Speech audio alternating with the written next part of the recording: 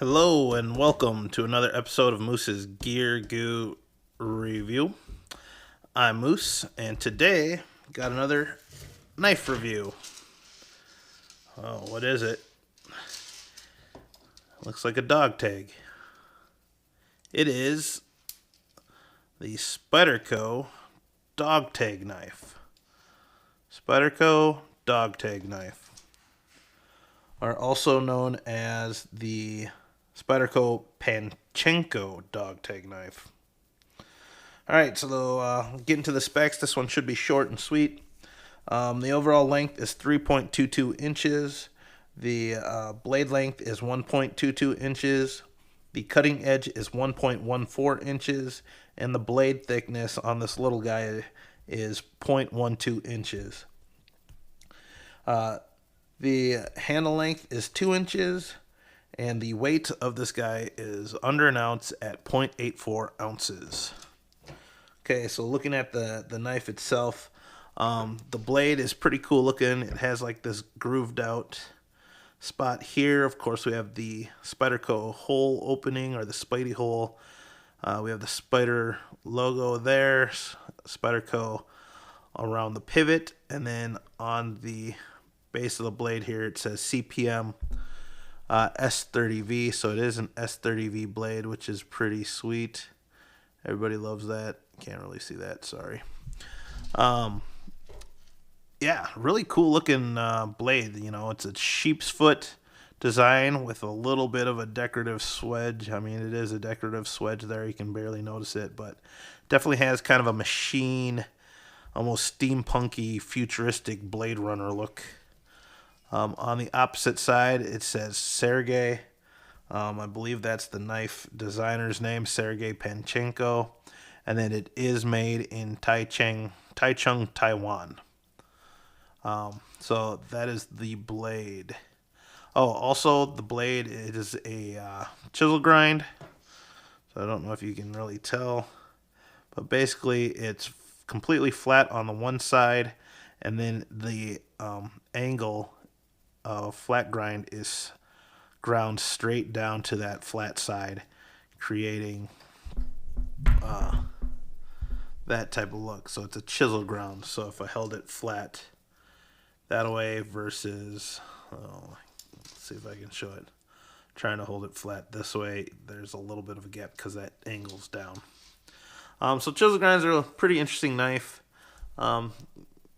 Kind of unique to sharpen. So if you're not familiar with sharpening a chisel ground knife, you might want to steer clear of it. But it is S30V. It did come incredibly sharp. And just to show you this knife, yeah, the blade shape. You know, this knife is not designed to be some sort of amazing survival knife or mid-size EDC. You're not going to do food prep with it. But it's going to be for, you know, like almost like a glorified box cutter or razor. Going to be using it for opening packaging, opening letters and such. You know, if you have to cut stuff. Very sharp though, very, very sharp. So pretty cool. Looking into the handle now, well, the pivot is made up of one pivot pin with a little, I don't even want to know what to call this. It's like a G10 buffer, or I don't even know, dampener here. But that's pretty much the front scale, or the back scale. The front scale is actually very stylish and classy looking. It is a carbon fiber G10 laminate. Looks very cool. The knife itself did not come with the chain. It is designed to be the same size as a dog tag, so you most likely want to wear it around your neck. I have carried it around in my pocket just to have a small knife on me in my coin pocket on my jeans, and it fits in there perfectly. I forget about it, and then when I need it, it's always there. And when you pull it out, it just looks cool. But you can order these chains separately online for a couple bucks. Black on black, of course, looks the best.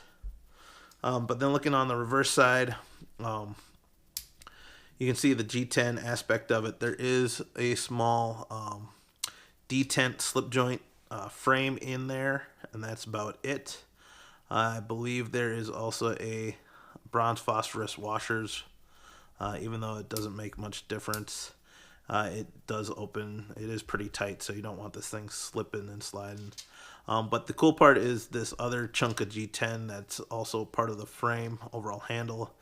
It fits perfectly to become the lock, the stop pin or the stop bar, as well as there's some segments of jimping here to give you some traction for grip and whatnot.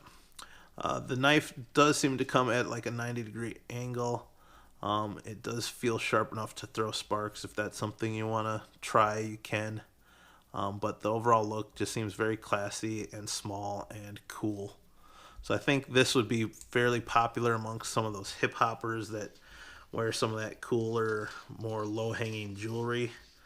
Throw this in, you know, whatever. More of an urban look would be cool. Other than that, let's get into some comparisons. I just have a couple knives to compare it with. We have some other small knives. These have smaller blades but aren't necessarily the best. So we got our Dog Tag knife, Kershaw Shuffle, CRKT Squid, and then our little bird Starling 2 there. So we line up the top of the handle. Blade length wise, you can see that, you know, all these other knives beat out the Dog Tag knife. Handle wise, of course, all the other knives do as well. The most similar blade is the Starling 2 here, but you can see that it's still, you know, half an inch longer than the other, and same with the handle, and so on. Now, the surprising thing about this little Dog Tag knife you'll see is the blade thickness. So we have our blade thickness here up against the Starling, and it is thicker than the Starling, just slightly thicker than the Starling. Love this little knife, by the way. Then we have the Shuffle. Surprisingly, this looks about the same thickness there. Maybe, yeah, same thickness. And then on this one, it's about the same thickness. But, you know, the Shuffle and the Squid are both 3-finger knives, a little bit more substantial, and they're designed as kind of tougher utility knives. This has one side of a frame and a slip joint, and it's still pretty thick. So pretty interesting that they went with that. So that's that. Last little test on this little guy is the ugly brown glove test. You know, this knife, like I said, it isn't really designed to be some sort of workhorse, and the carbon fiber laminate scale is very slick, no texture there for grip. The 2 points of jimping on the back here actually do lock in pretty well on the glove, but I still have that slippery side there with these ugly cloth gloves. I kind of have to catch the edge here with my fingertip and then open the knife, and surprisingly, it actually opened pretty good with one hand. The one thing I'd say, I mean, I can pinch it here and try and cut like I'm pinching a razor. I would like to have seen just like 3 little things of jimping there, just to hold it in, or even along the whole thing, because that's where I feel the most comfortable. Having 2 fingers there and then some jimping across the top would have been good. But for the most part, I can open it one-handed. Closing it one-handed with the cloth gloves is doable as well. So open and close. Oh, would have lost some blood there. I'd say it passes, but just barely. So I'd give it like 60% or less. So there you go for the ugly brown glove test. As far as what people would use this for, if you just need a small knife that you're going to carry in your coin pocket and you like the look, I could see this being more of a collector piece or something people would want because of the look. More like a stylish piece rather than a functional piece. Because if you wanted a small knife that's functional, I'd go with the Starling 2. But nevertheless, if you want to keep it classy and small and something different as a talking piece, this would do it. So there you go. Those are my 2 cents on this little guy. So thank you guys. Be sure to check out the eye in the upper right hand corner. Eventually, I know not all my videos have links like I'd say, but eventually I'll put some links up to each on each video to some of my other knife reviews and to unboxings and whatnot. So please like, subscribe, comment, and I'll see you outside. Thank you.